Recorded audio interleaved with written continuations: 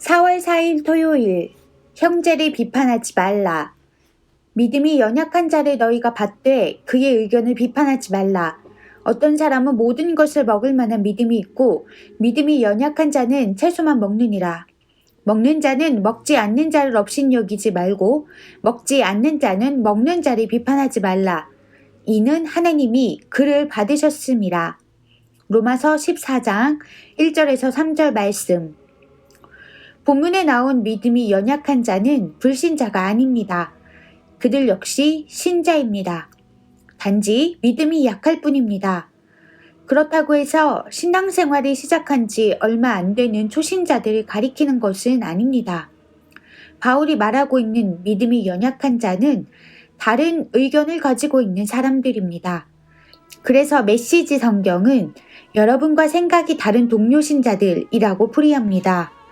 그렇다면 어떤 다른 의견들이 있다는 말일까요? 믿음의 강함과 연약함을 구분지은 주제는 뜻밖에도 먹는 문제였습니다. 당시 로마 제국 안에서 유통되는 대부분의 육류는 우상에게 바쳤던 제물이 시장으로 흘러나온 것이었습니다. 그러한 고기를 먹는 것은 곧 우상을 섬기는 것이라고 생각한 사람들이 있었습니다. 그들은 육류 섭취를 거부하고 채소만 먹어야 한다고 주장했습니다. 그러나 대부분의 그리스도인에게, 특히 이방인 성도들에게 그것은 아무런 문제가 되지 않았습니다.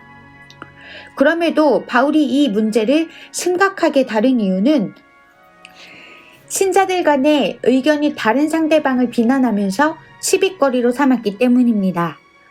구별하지 않고 모두 먹는 사람은 가려서 먹는 사람을 율법주의자라며 업신여겼고, 가려 먹는 사람은 다 먹는 사람을 불경건한 자라고 비난했습니다. 어떤 문제로든 옳고 그름을 가리며 성도들 사이에서 다툼이 생기면 교회 공동체는 어떤 모양으로든지 상처를 입을 수밖에 없습니다.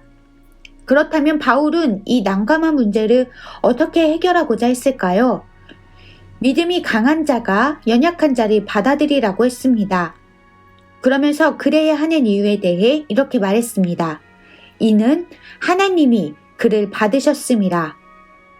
어떤 의견에 동의하지 않는다 해도 그 의견을 비판하면서 시시비비를 가리지 말고 그냥 받아들이라는 것입니다.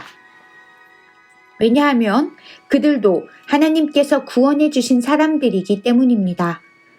나와 생각이 조금 다르다고 해서 서로 등 돌리고 지낸다면 그게 어디 그리스도인인가요? 나와 생각이 다른 사람들을 하나님께 맡겨드리는 사람이 믿음이 강한 자입니다. 우리 삶의 남은 날들이 이러한 믿음의 모습이기를 소망합니다. 묵상 질문. 나와 다른 의견을 가진 믿음의 형제를 어떻게 대하고 있습니까? 오늘의 기도. 더 이상 옳고 그름을 따지겠다고 교회 안에서 혈기 부리지 않게 하옵소서. 서로 사랑하며 살기에도 빠듯한 시간입니다.